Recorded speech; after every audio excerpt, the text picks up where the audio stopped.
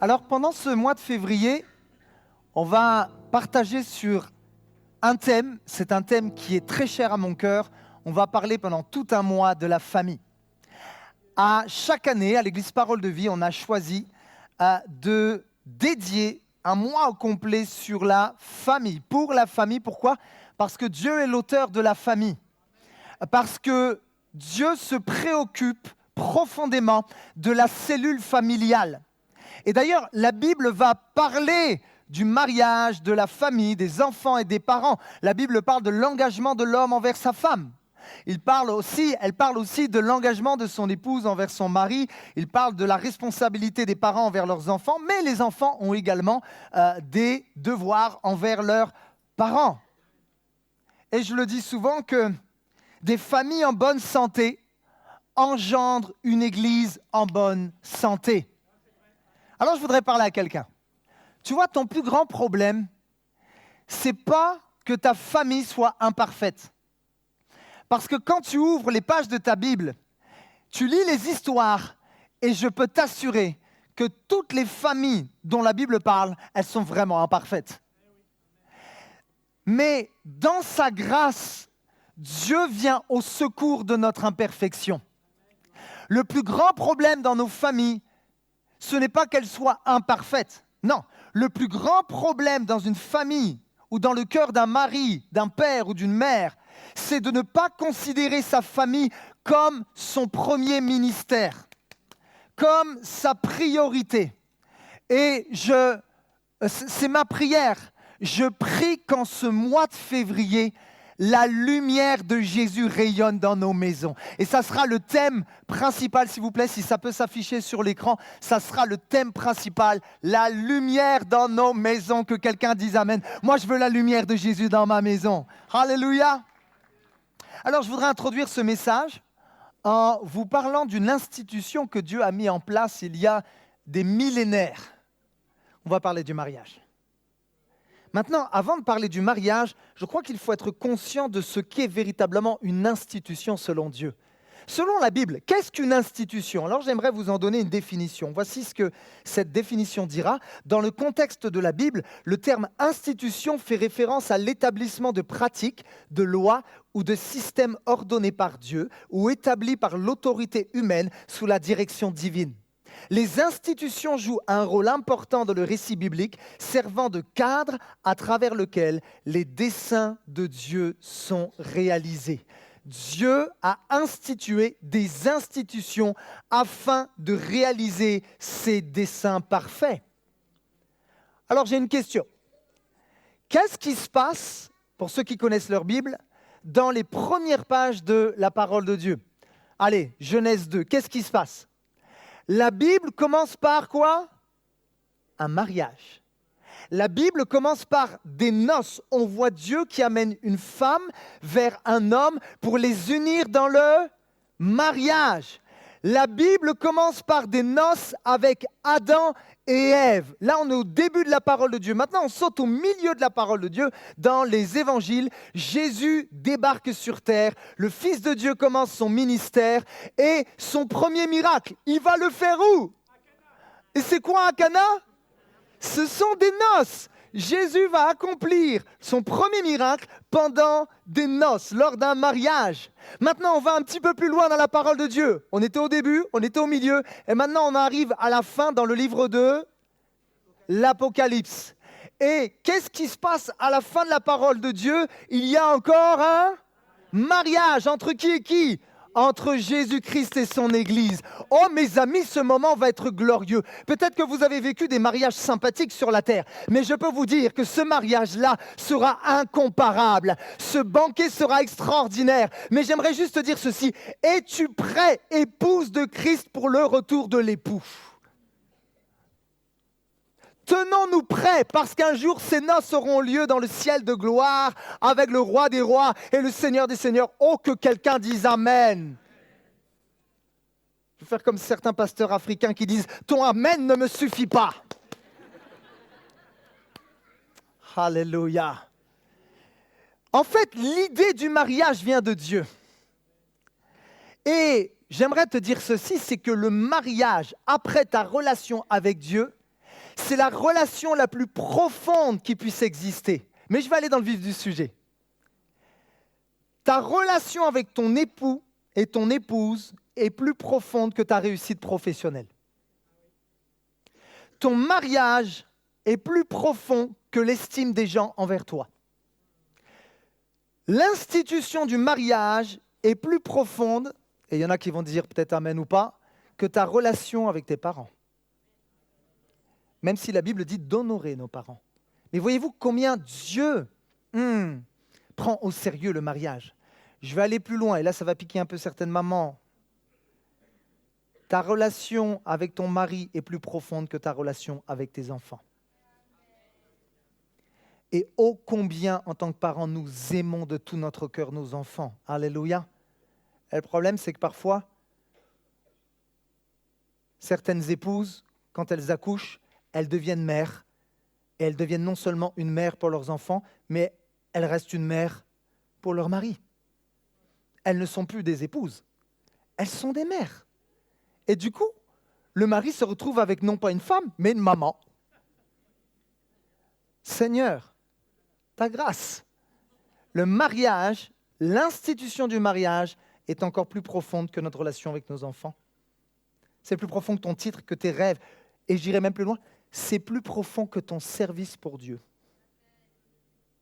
Parce que, vous savez, il y a des mariages qui se sont perdus, non pas à cause de mauvaises choses, mais parfois à cause de bonnes choses, mais qui ont pris trop de place sur des priorités. Servir Dieu est une bonne chose. Mais vous savez, je parle en connaissance de cause, je suis pasteur. L'Église n'est pas mon épouse, l'Église est l'épouse du Seigneur. Ma femme, c'est Siam. Et parfois, dans le service de Dieu, on peut avoir une seconde femme. Que Dieu nous garde et nous aide à mettre les bonnes priorités au bon endroit. Amen. Alors ce message n'est pas seulement pour les couples mariés. S'il y a des célibataires dans ce lieu, je t'assure, en fait, c'est une sorte de préparation au mariage pour toi. Et ceux qui sont en fréquentation, il y en a, c'est super. Ou peut-être en période de fiançailles, je vous assure que là, vous allez avoir des bases solides sur lesquelles vous allez pouvoir bâtir un mariage solide et épanoui. J'ai intitulé mon message « Le secret du mariage ». Le secret du mariage. Plongeons avec nous dans la parole de Dieu dans Éphésiens au chapitre 5, à partir du verset 31. Et voici ce que Paul dira, il va parler du mariage. C'est pourquoi l'homme laissera son père et sa mère pour s'attacher à sa femme, et les deux ne feront plus qu'un. Il y a là un grand mystère, je parle de ce que je viens de dire au sujet de Christ et de l'Église.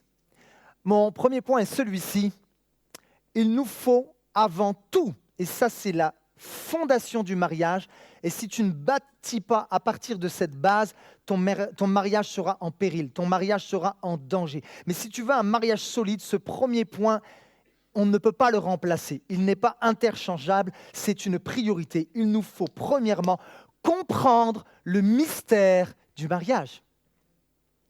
Lorsque Paul emploie ce mot dans le grec, le mot mystère, dans le grec c'est le mot mystérion, qui inclut également l'idée de secret. Paul dira, il y a comme un secret dans le mariage. Et par ce mot, Paul veut nous faire comprendre que Dieu veut nous révéler par son esprit une vérité qui est glorieuse et une vérité qui au fil des siècles a été comme insoupçonnée, mais cette fois-ci, au travers des écrits de Paul, le Saint-Esprit veut illuminer les yeux de nos cœurs et nous montrer cette vérité, ce secret glorieux concernant le mariage. Alors certains, peut-être que vous voulez avoir la réponse, mais Grégory, dis-nous, c'est quoi le secret? Je ne vous le dirai pas tout de suite. On va développer un petit peu. Et après, on terminera avec le secret. Quel est ce secret? En fait, Paul poursuit en disant, je dis cela par rapport à Christ et à l'Église. Qu'est-ce que Paul est en train de dire? En fait, Paul fait écho à ce qu'il dit un petit peu plus haut, au verset 25, quand il dira, quant à vous, Marie, que chacun de vous aime sa femme comme Christ a aimé l'Église. Il a donné sa vie pour elle. Mes amis, Paul n'est pas en train de dire que le mariage en lui-même, c'est ça le secret, non. Mais plutôt dans le message de Dieu qui appelle les maris à faire pour leurs femmes ce que Jésus a fait pour nous unir à lui. La question est celle-ci, qu'est-ce que Jésus a fait? La réponse est, il a donné sa vie pour toi, pour moi. La Bible, l'Évangile, le Nouveau Testament nous montre un principe primordial, crucial. La Bible nous dit que l'union précède d'un sacrifice. Il n'y a pas d'union sans sacrifice. Et c'est précisément ce que Jésus a fait lorsqu'il est venu sur la terre. Il s'est sacrifié pour ta vie et pour ma vie. Et de ce sacrifice découle maintenant une union entre Christ et l'Église. Voyez-vous, il y a des mariages qui sont en péril. L'union est comme bancale parce qu'il n'y a plus de sacrifice. C'est comme si, une fois qu'on a la bague au doigt, on prend les choses pour acquis. J'ai plus besoin de me sacrifier pour mon mari, j'ai plus besoin de me sacrifier pour ma femme. Cette mentalité-là amène des difficultés dans le mariage. Voyez-vous, Jésus est le modèle parfait de sacrifice. La Bible dit qu'il a renoncé à sa gloire pour revêtir une nature humaine. Philippiens 2. Il a été volontairement à la croix pour payer le salaire de nos péchés. Il a pris sur lui notre condamnation. Romains 6, 5. Et lorsque Jésus est venu exercer son ministère sur la terre, bien qu'il était pleinement aussi Dieu, mais aussi pleinement homme, il n'est pas venu pour asservir, il n'est pas venu pour se faire servir, mais Jésus a dit, je suis venu pour vous servir. Quel modèle extraordinaire de service. Alors je voudrais juste reformuler ce que Paul est en train de dire. Paul est en train de nous dire, et je crois que le Saint-Esprit veut te parler encore aujourd'hui, pour ton mariage ou pour ton futur mariage. Tu veux savoir le secret ou la clé du mariage selon le cœur de Dieu. Voici quelle est la réponse. Fais pour ton conjoint ce que Dieu a fait pour toi au travers de Jésus-Christ. Alléluia. Et alors que j'étudiais ce message, j'ai trouvé ça tellement incroyable. J'ai réalisé ceci, que quand Dieu, dans Genèse 2, a institué le mariage, il n'avait pas que en vue le mariage, il n'avait pas que en vue l'union entre un homme et une femme, mais il y a des millénaires de cela, quand il a uni Adam et Ève, Dieu avait déjà sa pensée, quelque chose d'extraordinaire. Comment on appelle ça? C'est l'évangile du salut par Jésus. En unissant Adam et Ève, Dieu pensait déjà à la bonne nouvelle au travers de Jésus-Christ. N'est-ce pas incroyable? J'aime beaucoup ce pasteur qui est auprès du Seigneur maintenant et qui était un écrivain, Tim Keller. Pasteur Tim Keller, qui a été pasteur pendant des années à New York, dira ceci. Il y a 2 enseignements fondamentaux de la Bible sur le mariage. Le premier est celui-ci, il a été institué par Dieu, on l'a dit tout à l'heure. Et deuxièmement, il a été conçu pour refléter l'amour salvateur de Dieu pour nous en Jésus-Christ. Et il dira quelque chose que je n'avais jamais réalisé. C'était une révélation cette semaine pour moi. Il dira, c'est pourquoi l'Évangile nous aide à comprendre le mariage et le mariage nous aide à comprendre l'Évangile. Donc pour conclure ce premier point, quel est le secret du mariage solide et épanoui? La réponse est celle-ci. Tu veux un mariage solide? Vis ton mariage à la lumière de l'Évangile. C'est ça le secret, c'est ça le mystérium dont Paul est en train de parler. Un mariage qui reflète l'Évangile est un mariage qui va tenir ferme, que quelqu'un dise Amen. Alléluia. Oh, pourquoi le fait de vivre ton mariage en rapport avec l'Évangile te permet d'avoir comme une sorte de consolidation? Oh, parce que l'Évangile te donne la puissance et le modèle parfait à suivre pour ton mariage. C'est pour ça que le mariage, c'est un peu bizarre. Parce que le mariage, ça peut être douloureux. Si tu es marié depuis plus de 6 mois, tu sais que parfois, la vie dans le mariage n'est pas toujours un long fleuve tranquille. Dans le mariage, il peut y avoir des incompréhensions, mes amis. Dans le mariage, il peut y avoir des tensions. Dans le mariage, il peut y avoir des crises, des clashs, de la colère, même parfois malheureusement du non-pardon. Le mariage peut être douloureux. Le mariage peut engendrer parfois de la souffrance. Mais ce qui est bizarre, c'est que le mariage, il est à la fois douloureux, mais il est également merveilleux. C'est parce qu'il reflète l'Évangile qui lui-même est douloureux, mais aussi merveilleux. C'est quoi l'Évangile ? C'est quoi la définition de l'Évangile ? Alors dans Romains, Paul va en donner une définition. L'Évangile, c'est le salut. C'est la puissance de Dieu pour le salut de quiconque croit. C'est une des définitions que Paul dira dans l'Épître aux Romains. Maintenant, j'aimerais vous donner une autre définition de l'Évangile. Et encore une fois, l'écrivain, le pasteur Tim Keller en donnera une qui m'a tellement bouleversé, et d'ailleurs que j'ai partagée sur le WhatsApp des hommes il y a quelque temps. Voici ce qu'il dira. C'est quoi l'Évangile ? C'est de réaliser ceci, que nous sommes bien plus pécheurs et imparfaits que nous n'oserions l'avouer. L'Évangile nous fait réaliser que le péché est hideux, qu'il est sale et qu'il nous sépare de la sainte présence de Dieu. Le péché amène de la douleur parce que le péché a brisé des foyers, le péché a brisé des corps, des vies, il a brisé des enfants, il a brisé tellement de personnes le péché. Et c'est pour cela que Jésus, il y a 2000 ans, est venu sur la terre parce qu'en fait, on était incapable par nos propres forces de se réconcilier avec celui qui est 3 fois saint. Alors Jésus est venu et au lieu que tu portes ton péché, au lieu que tu en paies le prix, il a pris sur ses épaules toute la saleté, toute l'ignominie. Il a pris, excusez-moi, mais il a pris les viols, il a pris les abus, il a pris tout ce qui était sale, il a pris l'injustice sur ses épaules. Et la Bible dit qu'il s'est fait pécher sur nous. Oui, mes amis, l'évangile est profondément douloureux. Mais si tu t'arrêtes juste à là, tu n'as pas l'évangile au complet. Parce qu'il y a une seconde partie à l'évangile. Voici quelle est cette partie. Ce n'est pas juste que tu es un pauvre pécheur qui est perdu et qui va aller en enfer, loin de Dieu. Non, non, non. Ça, c'est la mauvaise nouvelle. Nous sommes tous séparés de Dieu. Mais voici quelle est la bonne nouvelle. Et Tim Keller dira, mais nous sommes également bien plus aimés et acceptés en Jésus-Christ que nous n'oserions l'espérer. Que quelqu'un dise Amen. Et si tu prends cette définition de l'évangile et que tu l'inclus, que tu la transfères à ton mariage, tu sais ce qui va se passer. Tu ne vas pas juste regarder ton mari et ta femme avec ses défauts. Tu vas regarder ta femme, tu vas regarder ton mari au travers les yeux de Jésus.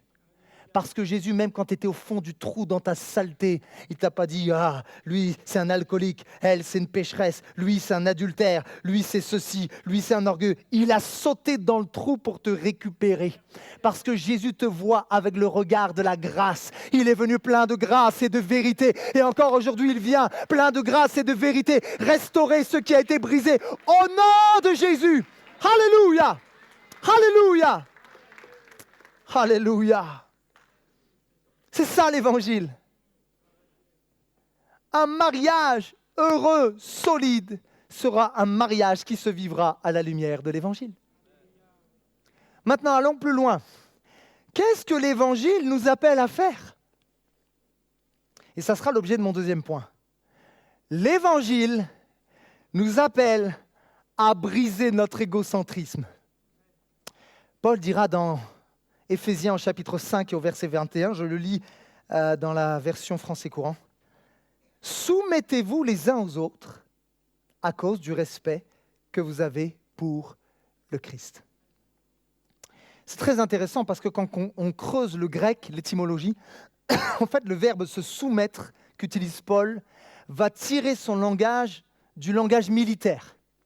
En grec, ce que dit Paul, en fait, ça désigne un soldat qui va se soumettre à son officier. Pourquoi ? Parce que mon ami, je sais qu'à Orléans, il y a des bases militaires et au milieu de nous, il y a des frères et sœurs qui travaillent dans l'armée. Que Dieu bénisse tous les militaires. En fait, quand tu rentres dans l'armée, surtout en temps de guerre, je peux t'assurer d'une chose. Tu n'es plus maître de ton emploi du temps. Tu ne décides pas pour l'heure de tes repas et encore moins de ce que tu vas manger au niveau du menu. Il n'y a même plus le temps pour ça. Pourquoi ? Parce que quand tu rentres dans l'armée, tu dois renoncer à ton indépendance. car tu fais partie d'un tout.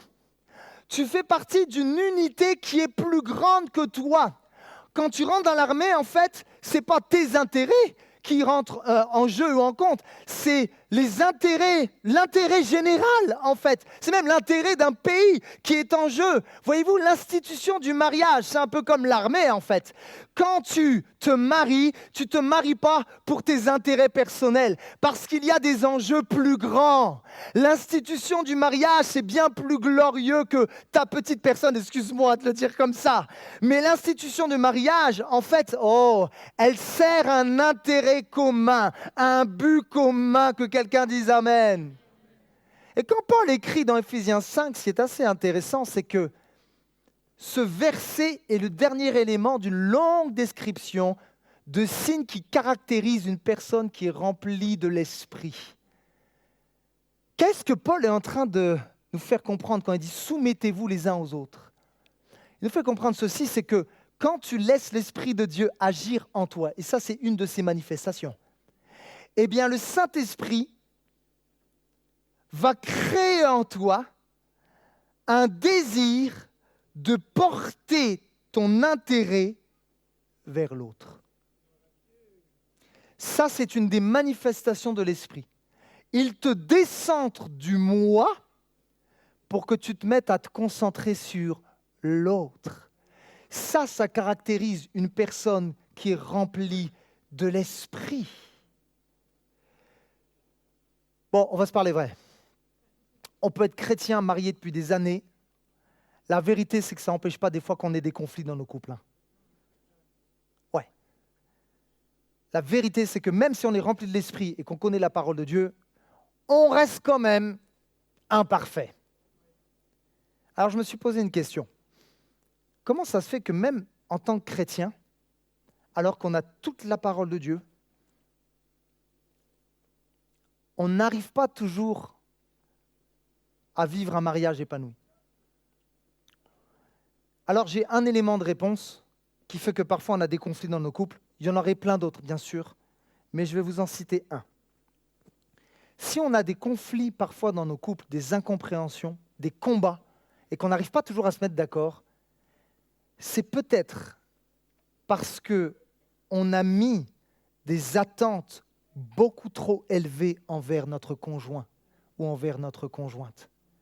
Nos attentes ont parfois été des attentes égoïstes. Je vais vous livrer mon cœur. Il y a quelques semaines de cela, on a fêté avec ma chérie nos 17 ans de mariage. Alléluia.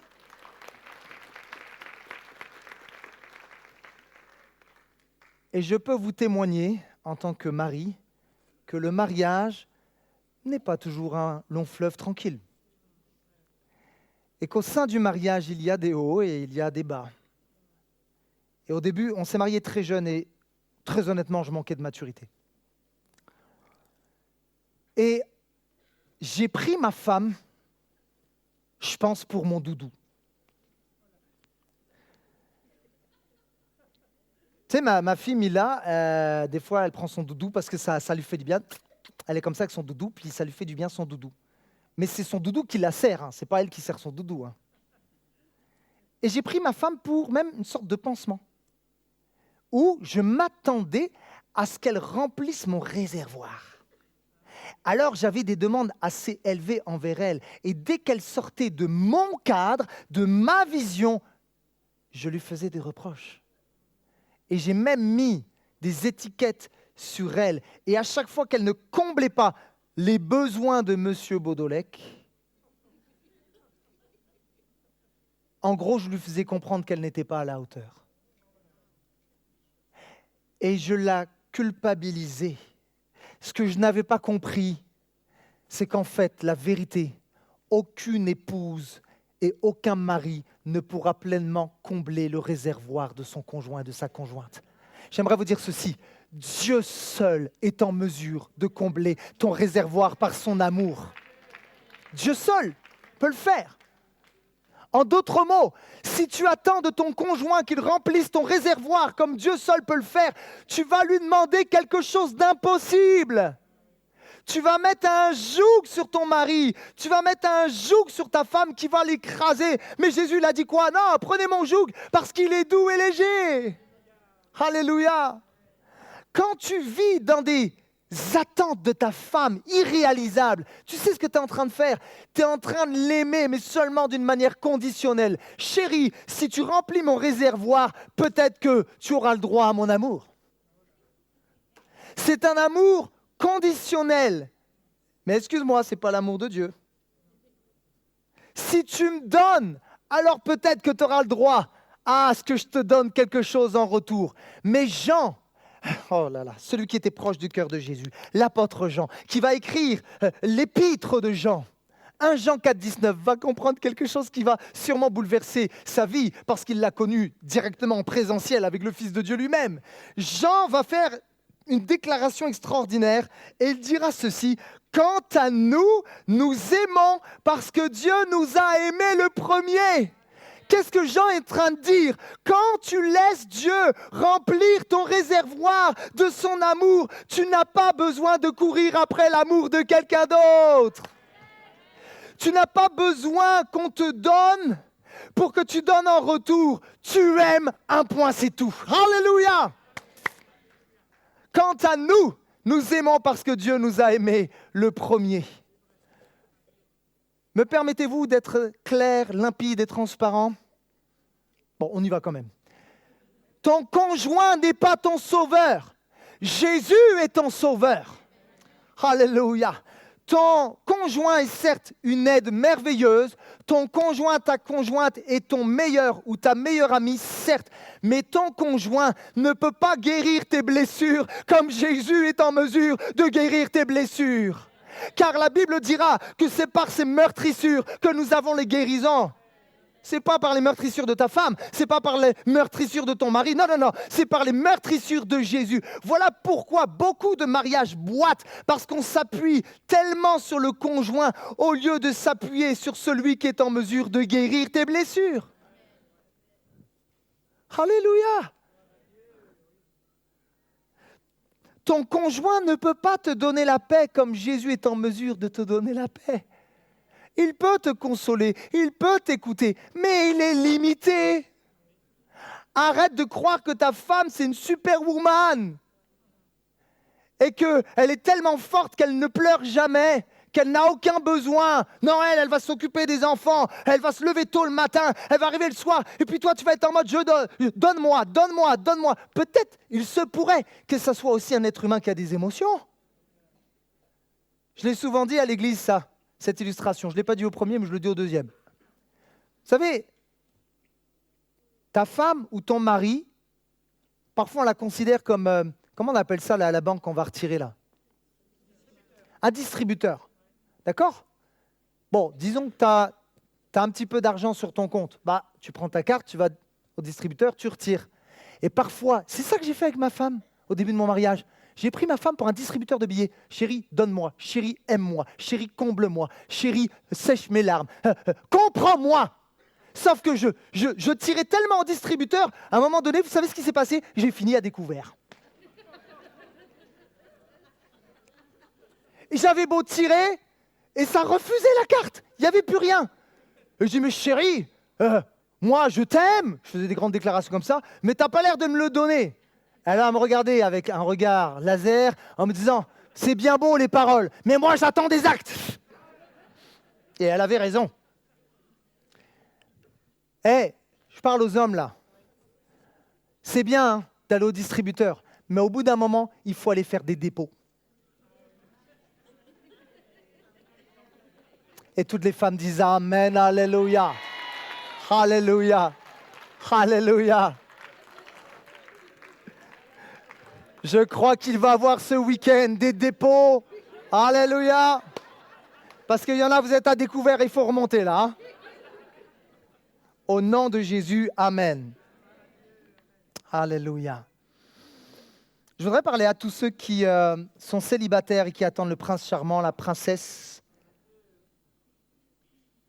Ah, comment je vais le dire avec le plus de délicatesse? Ouais. En fait, en plus, on est dans une génération, ça nous pollue tellement les réseaux sociaux, Instagram. Les filles, elles ont toute la même tête. Toutes les filles sur Instagram, elles ont la même tête. C'est des prototypes. Tous les gars sont musclés. Mais moi, je suis mal barré, je suis taillé en V à l'envers. Donc si on se base juste sur ces critères, mes amis, on est mal. Je voudrais parler à des jeunes filles, mais aussi à des gars.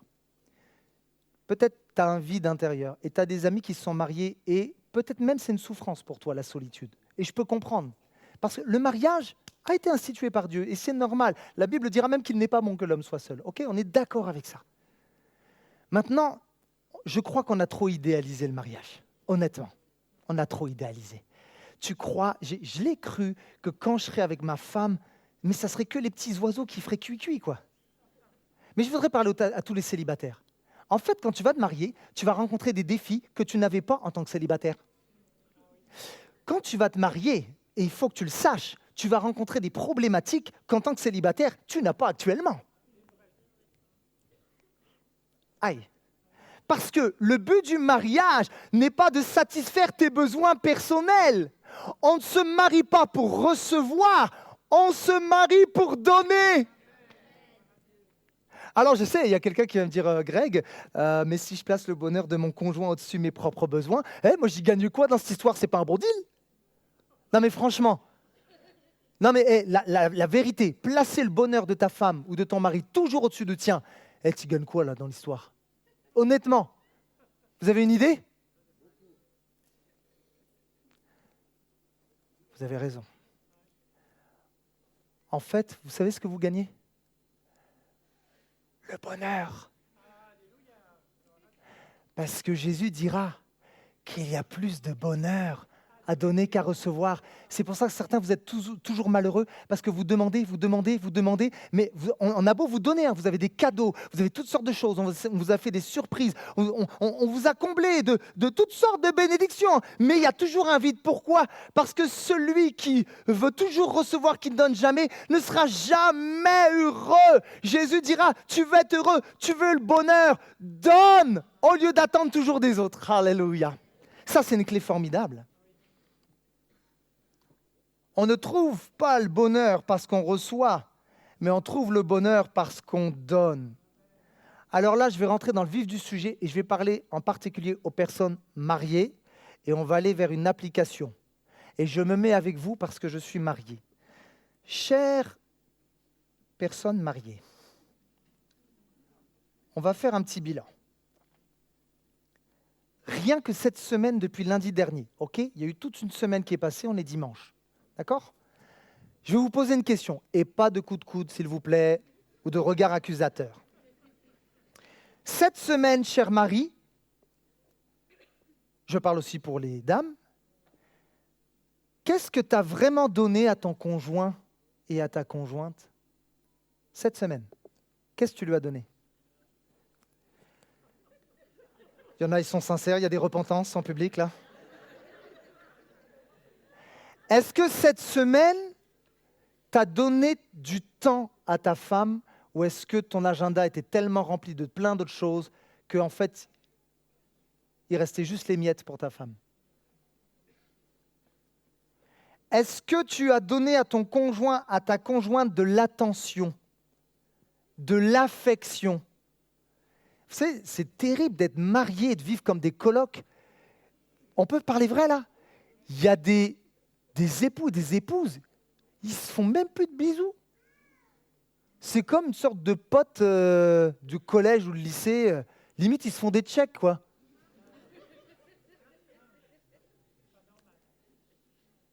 Je l'ai dit hier, lorsque j'ai apporté le message pour la présentation bébé, le cadre le plus solide et le plus protecteur qu'un couple peut communiquer aux enfants dans le foyer, vous savez quoi? C'est même pas de dire « fais pas ci, fais pas ça ». C'est même pas ça. Hein. C'est qu'un papa et une maman soient remplis d'affection l'un pour l'autre. Tu veux que ton enfant grandisse sereinement dans un cadre sécuritaire. Aime ta femme et montre-le à tes enfants. Aime ton mari. Vous savez, des fois, moi, quand je fais un bisou à ma femme, j'ai ma petite fille Mila qui fait « Ah, c'est dégoûtant !» Eh bien, vous savez quoi? Quand j'embrasse ma femme, vous faites ce que vous voulez, hein, mais je le fais, alors pas tout le temps, on a aussi une intimité dans le cadre du mariage, mais je le fais volontairement devant mes enfants, parce que je ne veux pas que mes enfants aient une vision biaisée du mariage, où on va dire l'intimité, c'est tabou. Vous savez, il y a des gens, même dans des familles chrétiennes, quand on leur parle de la sexualité, c'est toujours ça, ah, c'est sale, c'est dégoûtant, et on pense qu'aux choses sales, on pense à la pornographie. En fait, ce qui est malheureux, c'est que parfois le diable, il a réussi son coup, même dans les couples chrétiens, quoi. Zut! Parce que la sexualité, c'est noble, c'est beau, c'est pur. Pourquoi? C'est le Dieu 3 fois 5 qui l'a créé. Sauf que le diable, sa spécialité, c'est de prendre ce qui est beau, ce qui est pur, et de le déformer, de le rendre dégoûtant, avilissant. Et c'est venu parfois même s'imprégner dans nos foyers chrétiens. Alors, je t'ai posé une question, est-ce que tu as donné du temps à ta femme, de l'attention, de l'affection? Mais j'irai même plus loin, je sais que c'est un peu tabou dans les églises. De toute façon, il y a 2 sujets tabous dans les églises, c'est l'argent et la sexualité. D'ailleurs, c'est les 2 problèmes les plus gros dans notre société, mais on n'en parle pas parfois dans nos églises. Alors que la Bible en parle. Donc on va en parler. Ma question est celle-ci. Je sais que c'est un peu gênant, mais je vais y aller quand même. As-tu donné ton corps cette semaine? Ne donnez pas la réponse, s'il vous plaît. Ça, c'est dans votre cœur. Est-ce que vous savez que la Bible dit que quand on se marie, notre corps ne nous appartient plus? Moi, je le dis sur la base de la Bible. Voici ce que dit Paul dans 1 Corinthiens au chapitre 7 et au verset 3. Et croyez-moi, il était conduit par l'Esprit quand il a écrit ça. Que le mari accorde à sa femme ce qu'il lui doit et que la femme agisse de même envers son mari. Car le corps de la femme ne lui appartient plus, il est à son mari. De même, le corps du mari ne lui appartient plus, il est à sa femme. On voit cet équilibre-là. Ne vous refusez donc pas l'un à l'autre. Vous pouvez certes en plein accord l'un avec l'autre renoncer pour un temps à vos relations conjugales afin de vous consacrer davantage à la prière, mais après cela, reprenez vos rapports comme auparavant. Ce n'est pas moi qui le dis, c'est l'apôtre Paul. Il ne faut pas donner à Satan l'occasion de vous tenter par votre incapacité à vous maîtriser. En fait, le diable sait que quand ça ne marche pas dans la sexualité dans un couple, il sait que le couple est en danger. Une vie de couple sans intimité, selon Dieu, selon ce que la Bible nous enseigne en fait, honnêtement, c'est une vie où tu te mets en danger. C'est un mariage qui pourra être bancal. Il y aura une carence, il y aura des manques. Laissez-moi vous dire, je ne sais pas comment le dire, mais je ne sais pas si je dois dire ça, mais faites l'amour et pas la guerre, voilà. Alléluia quand même. C'est la Bible qui le dit. En fait, quand tu donnes, tu reflètes le caractère de Dieu. La Bible dit « car Dieu a tant aimé qu'il a donné ». En fait, Dieu, dans son essence, est orienté vers l'autre. On le voit, c'est un Dieu trinitaire. Et on voit que dans la Trinité, en fait, il y a une pleine unité. Et la Bible dit que nous sommes créés à l'image de qui? À l'image du diable? Non, nous sommes créés à l'image de Dieu. Donc je veux que tu réalises ceci, ça va être un peu violent, mais j'y vais quand même. Quand tu donnes la priorité à ton bonheur personnel plus qu'au bonheur des autres, tu es en train de violer ta propre nature, celle que Dieu t'a donnée. Puisque tu as été créé, non pas pour recevoir, tu as été créé pour donner. Alléluia. Oh Seigneur.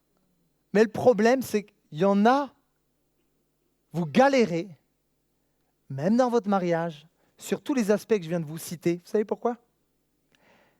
Parce que tu ne t'es pas laissé aimer par Dieu. Parce que tu estimes que tu ne mérites pas l'amour de ton Papa céleste. Et je vais vous dire une chose. Il y a des personnes qui n'ont pas connu leur papa. Ou il y a des personnes, votre papa était là, mais il n'a jamais été démonstratif. Il ne vous a jamais montré comment aimer une femme. Et il ne vous a jamais même montré de l'amour en tant que fils ou en tant que fille. Du coup, il est difficile pour toi, juste intellectuellement parlant, de comprendre l'amour du Père céleste. Parce qu'à chaque fois que tu penses à l'amour du Père céleste, tu fais comme une association directe à ton papa terrestre. Mais j'aimerais te dire, dans le nom de Jésus et par la foi, que le Saint-Esprit est en mesure d'illuminer les yeux de ton cœur et que tu peux, par la grâce de Dieu, goûter à l'amour de ton Papa céleste. Que quelqu'un dise Amen.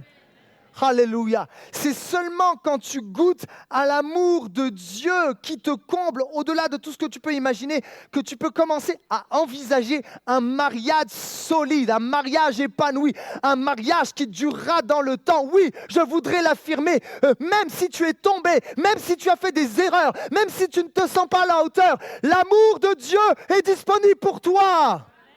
Alléluia. L'amour de Dieu ne change pas parce que son amour n'est pas conditionnel, il est inconditionnel. Alléluia. Oh Jésus. Alors, cesse de faire de ton mari ou de ta femme un substitut à l'amour de Dieu. Laisse-toi aimer par Dieu et je peux t'assurer que tu aimeras mieux ta femme. Laisse-toi aimer par Dieu et je peux t'assurer que tu aimeras mieux ton mari. Vous êtes encore avec moi? On parle des choses vraies là, hein? Mais la Bible en parle. Et je terminerai avec ce troisième point. Et ça, c'est une réalité que beaucoup de couples vivent. Je crois qu'on est tous passés par là et on va y aller. C'est une question, mon troisième point. Voici quelle est cette question. Peut-être que quelqu'un pourrait me dire, mais Greg, je suis marié, mais comment faire quand j'ai plus de sentiments? Quand je ne sens plus rien pour ma femme? J'ai plus les petits papillons, là, vous savez? Je ne sens plus ça. C'est devenu fade. C'est devenu comme monotone. Alors, je vais développer ma pensée. On est actuellement en 2025 dans une société plus que jamais, qui est extrêmement porté vers l'image, vers l'esthétique. Vous regardez les pubs pour le parfum, c'est extrêmement porté vers la sensualité. Et terrible, mes propres enfants ne peuvent même pas regarder une pub pour un parfum, mais c'est fou. Bientôt même pour du lait, quoi, on ne pourra même plus regarder. Bon, bref. C'est extrêmement porté vers la sensualité parce que, quelque part, ces pubs-là, qui nous manipulent, hein, clairement, ont compris que, moi je vais jusqu'à dire ça, hein, ils savent que dans le mariage, beaucoup de personnes ne sont pas satisfaites, donc ils vont vendre du rêve par de la superficialité. Tu ne le vis peut-être pas dans ton mariage, cette excitation-là, mais nous, on va te vendre du rêve, des paillettes, pour que tu retrouves quelque part cette sensation, ce frisson, cette excitation. Voyez-vous, un esthète, c'est quoi un esthète? Un esthète il ne se demande pas vraiment si quelque chose est bon ou mauvais. L'esthète, il est juste intéressé par ce qui est intéressant. En fait, l'esthète est porté vers ce qui est fascinant, l'exaltation, l'excitation ou le divertissement. Et en fait, je vais vous dire une chose. Quand tu te maries, ta femme, sa peau est lisse, mais quand elle va arriver à 75, 80, ça sera un petit peu moins lisse. Mais imagine que si on était juste porté sur l'esthétique, on serait mal barré, les amis. Parce que vous, les hommes, je ne sais pas combien de kilos tu as pris depuis ton mariage. Bon, quelqu'un dit que plus il y en a, plus il y a aimé. Mais notre enveloppe corporelle, que vous le vouliez ou pas, elle change. Elle change. Et si on se base juste sur l'esthétique, croyez-moi, on est un peu mal, les amis. Bien sûr qu'il ne faut pas négliger quand même le cadeau d'emballage. Bon, ma femme, personnellement, heureusement, je la trouve belle.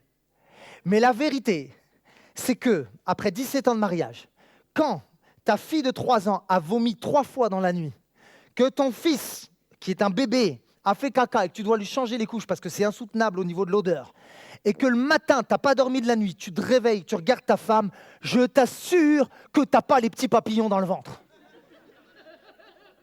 Tu es juste complètement éclaté, tu t'es pas brossé les dents, et les petits oiseaux qui chantent cui cui cui, oh c'est merveilleux, je vous assure, il n'y a pas la photo Instagram parfaite là.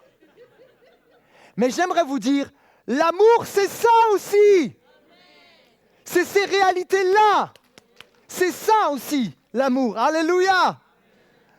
L'esthétique, c'est vrai que c'est important, mais si l'esthétique prend trop de place, ça va commencer à devenir problématique. Parce que, je voudrais que vous réalisiez ça, pas que les jeunes, parce que même les plus anciens, on peut être influencés par ça. Est-ce que tu sais que quelqu'un qui est porté seulement sur l'esthétique, c'est quelqu'un qui ne sera pas maître de lui-même? Pourquoi? Parce que celui qui est accaparé par l'esthétique, par la sensualité, par la beauté, par l'excitation, en fait, il va être plus guidé par ses pulsions que par l'engagement. Le mariage, ce n'est pas juste une histoire de pulsion ou de sensation. Le mariage, c'est une histoire d'engagement. Le mariage, c'est une histoire d'alliance, parce que Dieu est un Dieu d'alliance. Si j'ai une alliance, c'est parce que j'ai dit à ma femme, je te serai fidèle, même si parfois ça ne sera pas toujours facile, même si même parfois j'aurais pu les petits papillons, mais j'ai fait une alliance avec toi. C'est un engagement au-delà des frissons. Waouh! Et c'est pour ça d'ailleurs que Paul dira, ne marchez pas par la chair, parce que les désirs de la chair amènent à la mort. Marchez par l'esprit, parce que l'esprit t'amène à la vie, mon ami. On a une mauvaise compréhension de l'amour dans notre société. On s'est limité, comme je l'ai dit, à des sensations, à des frissons. Et du coup, vu que beaucoup de mariages n'ont plus de frissons, on va aller chercher ces frissons dans d'autres choses. Ce que je n'arrive plus à voir avec mon mari, les sensations de frissons, je vais aller sur les réseaux, je vais aller sur Netflix, je vais regarder des trucs à l'eau de rose et je vais voir des couples s'embrasser, se marier, vivre leur histoire d'amour. Et quelque part, je vais essayer de compenser avec quelque chose de virtuel, avec quelque chose qui n'est même pas vrai. C'est terrible. Et le diable a compris. Le diable veut te faire croire que le virtuel sera plus palpitant que le réel. Le diable veut te faire croire que le virtuel est plus excitant que le réel. Voilà pourquoi beaucoup d'hommes et même beaucoup de femmes sont pris dans la pornographie, parce que le diable leur fait croire qu'ils auront plus de sensations en regardant d'autres personnes avoir des rapports sexuels, et ils vont se dire, et même dans le cerveau, c'est prouvé scientifiquement que quand tu regardes la pornographie, c'est comme si tu te shootes avec un rail de coke. Et ça crée une addiction. Et ça fait croire ce mensonge qu'il y a plus de plaisir dans le virtuel qu'en dans le réel. C'est un mensonge du diable. C'est un mensonge du diable. Alors voici une grande erreur que le diable a injectée parfois dans notre système de pensée. Il nous a fait croire qu'il faut ressentir de l'amour pour commencer à en donner. Mais ça, ce n'est pas l'amour selon Dieu. Et je te donne une dernière clé. Ça, c'est un principe merveilleux que j'ai compris il n'y a pas si longtemps que ça, pour tout dire. Voici quel est ce principe. Les actes d'amour engendreront des sentiments d'amour. Il y a des personnes, vous attendez de retrouver des sentiments pour vivre une belle histoire d'amour avec votre conjoint. Mais en fait, ce n'est pas ce que l'Évangile nous dit. L'Évangile nous dit, même si tu ne ressens pas, même si la personne ne semble pas te donner comme tu voudrais, commence à donner. Commence à donner, commence à faire des actes concrets. Et alors que tu vas faire des actes d'amour, les sentiments d'amour vont revenir, que quelqu'un dise Amen. C'est une clé extraordinaire. Alors on va aller dans le concret. Je ne sais pas, vous les couples, comment vous vous organisez, mais la vérité c'est que la vie elle n'est pas toujours simple, c'est métro, boulot, dodo, ça va vite, on se lève tôt le matin, on va au travail, on va récupérer les enfants à l'école, et puis il y a les douches, et puis il y a les devoirs, et puis il y a le repas, et puis des fois tu finis en PLS sur le canapé. La vérité c'est que des fois ça va vite. Je suis le seul? Je suis le seul? Et en fait, on n'a plus de place dans nos agendas pour vivre quelque part notre romance. Je ne sais pas ce que tu aimes faire avec ton épouse. Si vous aimez faire du vélo, continuez à faire du vélo. Vous savez, Des fois, on croit qu'on a besoin de grandes choses pour faire revivre l'amour. Une balade en forêt main dans la main, ça fait la différence. Les petits gestes au quotidien, les petits actes d'amour mis bout à bout, toi, tu crois que ça ne fera pas la différence. Mais si à chaque jour, tu poses ta main sur l'épaule de ta femme, tu l'embrasses, tu lui donnes une parole valorisante, tous ces petits actes d'amour vont devenir quelque chose de grand, mis bout à bout. Je sais que Siam, elle aime bien quand je suis à la cuisine avec elle, même si je suis un peu une quiche pour la cuisine. Moi, je suis plus un grand mangeur devant l'Éternel que... Bref. Mais j'essaye d'être le plus intentionnel possible parce que je sais qu'il en va de la survie de mon couple. Et que si je néglige les besoins de mon épouse, peut-être qu'elle ne me le fera pas ressentir tout de suite. Mais vous savez, des fois, les femmes, elles ne vous le disent pas, hein, mais c'est une cocotte minute. Et puis un beau jour, tu ne sais pas pourquoi, ça t'éclate à la tête, parce qu'elle a emmagasiné. Et des fois, je dis à ma femme, mais pourquoi tu ne me l'as pas dit tout de suite? Ça aurait été réglé. On ne fonctionne pas pareil. Les actes d'amour, les amis, génèrent des sentiments d'amour. Il y a des couples qui ne se touchent plus. Vous savez ce que c'est l'ocytocine? L'hormone du plaisir. Je vous assure, essayez-le, ça va faire une différence. Rien que le fait de prendre ta femme dans tes bras, juste et de rien dire, juste pendant quelques secondes. Vous savez quoi? C'est formidable parce que ça vous unit bien sûr physiquement, mais je crois et je suis convaincu que ça vous unit aussi spirituellement.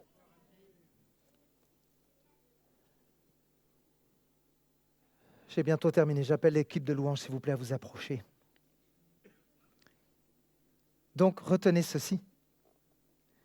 Les actes d'amour engendrent les sentiments d'amour. En fait, l'amour, c'est une décision. Et je voudrais que tu prennes conscience de cela. Selon la Bible, si vous êtes un enfant de Dieu, je ne parle pas selon les critères de cette société. Selon la Bible, aimer n'est pas une suggestion, mais un commandement. Le plus grand commandement, c'est d'aimer Dieu, relation verticale, et d'aimer son... Toi qui es marié, est-ce que tu es conscient que ta femme, c'est ton prochain? Que ton mari, c'est ton prochain? Et que ça fait partie non pas d'une suggestion de l'aimer, mais c'est un commandement. D'ailleurs, Paul, dans Éphésiens 5, 28, dira « Les maris », si l'équipe de louange, vous pouvez revenir s'il vous plaît. D'ailleurs, c'est ce que Paul dit aux Éphésiens. Il dira « Les maris doivent donc aimer leurs femmes comme ils aiment leur propre corps. » En fait, dans ce verset, Paul utilise un verbe, non pas de suggestion, mais d'obligation. Paul n'est pas en train de nous forcer à avoir des sentiments. Paul n'est pas en train de dire « Je vous commande d'avoir des sentiments !» Mais comment tu peux commander d'avoir des sentiments? Ça ne se commande pas, on est d'accord ou pas? On ne peut pas commander à quelqu'un d'avoir des sentiments. Je t'ordonne d'avoir des sentiments. Non, par contre, Paul, qui parle à travers... en fait, c'est Dieu qui parle à travers Paul. Il nous commande d'avoir, non pas des sentiments, il nous commande d'avoir des actes d'amour. C'est ce que Paul commande. Et je voudrais juste te rappeler que le plus grand acte d'amour, il a eu lieu il y a 2000 ans sur une croix.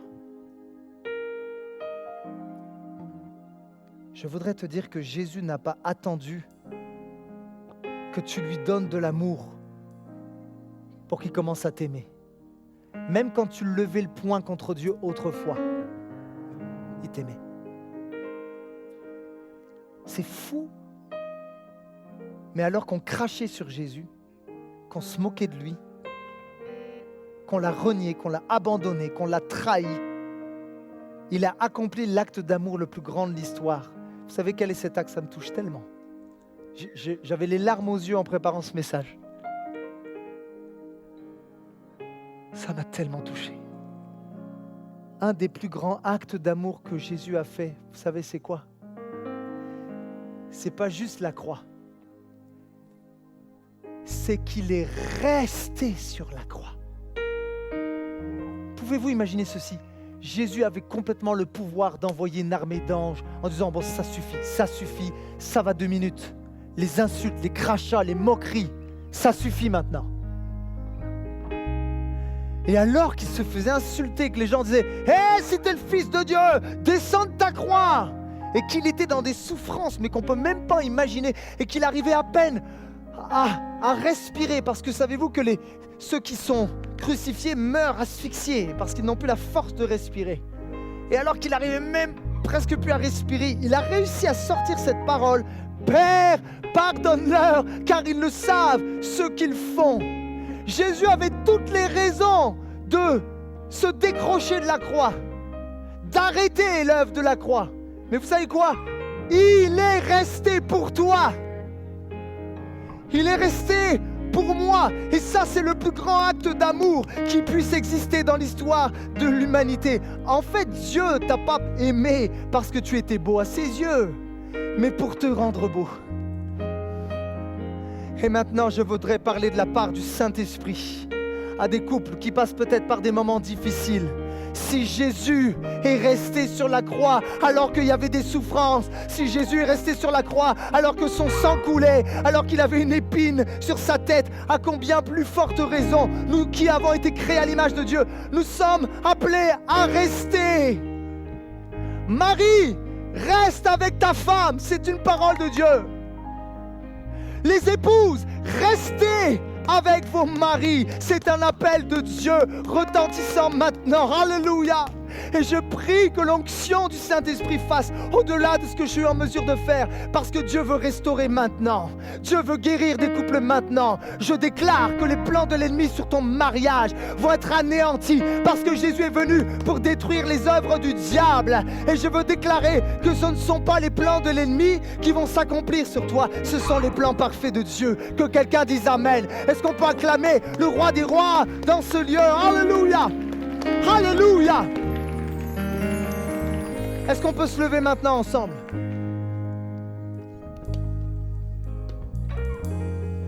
C'est un moment déterminant. C'est un moment.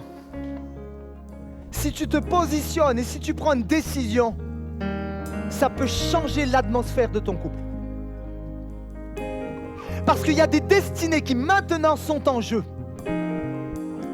Dieu a une destinée, mais laisse-moi te dire, le diable a une destinée aussi pour toi. Ma question est celle-ci, quelle destinée vas-tu choisir? Voici l'appel du Seigneur aujourd'hui. C'est un appel à reconsidérer ton mariage à la lumière de l'Évangile. Le mariage te fait comprendre l'Évangile et l'Évangile te fait comprendre le mariage. C'est extraordinaire, c'était une révélation pour moi. Je crois qu'il y a des demandes de pardon que le Saint-Esprit va nous pousser à faire peut-être dans les jours à venir. Peut-être qu'il y a des maris qui doivent demander pardon à leur épouse parce que vous avez eu des attentes irréalisables envers votre femme et vous avez mis un poids et ça l'a écrasé. Seigneur Jésus, des demandes de pardon. Alléluia. Il y a un appel du Seigneur vraiment à la réconciliation, je le crois. Il y a aussi une prise de décision. Voici quelle est cette décision. Je ne vais pas attendre d'avoir des sentiments pour commencer à aimer, pour commencer à donner. Je vais faire des actes d'amour et ces actes d'amour vont engendrer des sentiments en moi. Avant qu'on distribue la Sainte Seine, j'aimerais qu'on fasse ceci. Parce que la Bible nous appelle à passer de la parole aux actes. S'il y a des couples mariés dans ce lieu, j'aimerais que vous puissiez vous donner la main maintenant. Si vous n'êtes pas marié, priez pour votre futur mariage. Priez pour votre future femme, époux. Ou si votre femme travaille parce que peut-être elle est dans le milieu hospitalier ou autre, ou votre mari travaille et que vous êtes seul, priez pour votre mari à distance. Et j'aimerais qu'on vive un moment divin ce matin. Est-ce que maintenant on peut dire, en fait c'est une déclaration même que tu fais devant le diable et les démons. Je resterai. Je vais donner la main à mon conjoint, à ma conjointe. Est-ce que maintenant tous les conjoints, on peut prier les uns pour les autres? Est-ce que maintenant on peut prier ensemble? Seigneur, bénis ma femme. Je bénis ma femme, je bénis mon mari, je bénis mon mariage. Alléluia, alléluia, alléluia, Seigneur. Agis maintenant. Fais une œuvre que toi seul es en mesure de faire maintenant. Seigneur, je bénis tous les couples de cette église. J'appelle à l'existence ce qui n'est pas maintenant, Seigneur, au nom de Jésus. Et je déclare que ce qui a été brisé va être reconstruit, va être restauré. Car la Bible dit que tu es en mesure de rebâtir sur des ruines. À partir des ruines, tu en fais un bel édifice, un édifice glorieux pour la gloire de ton nom. Alléluia, alléluia, alléluia. Je déclare dans cette église des mariages en bonne santé. Des hommes qui vont se sacrifier pour leurs femmes. Des hommes qui vont plus prendre soin de leur épouse que de leur carrière. Que quelqu'un dise Amen. Alléluia. Je déclare que la confiance va être restaurée dans le nom de Jésus. Toute confiance qui a été brisée, bafouée, Seigneur, je prie qu'elle revienne dans le mariage, qu'elle revienne dans le couple. Mes amis, c'est un moment de destinée, c'est un moment où il y a des décisions. Ne laisse pas l'ennemi voler ton mariage, voler ta destinée. C'est maintenant. J'aimerais dire à quelqu'un, il est temps de mettre ton orgueil de côté. Parce que vous savez quoi? La majeure partie des divisions, des divorces, c'est à cause de l'orgueil. La Bible dira que l'orgueil, en fait, précède la chute, mais que l'humilité précède la gloire. Si on avait plus d'humilité dans nos mariages, je crois que nos mariages seraient en meilleure santé. Seigneur, est-ce qu'on peut faire cette prière? Seigneur, brise mon orgueil. Brise mon orgueil. Seigneur, je veux arrêter de pointer ma femme ou mon mari en disant « c'est de ta faute ». Oh Seigneur, manifeste-toi. Manifeste-toi. Dans le nom de Jésus. Et si vous avez été baptisé par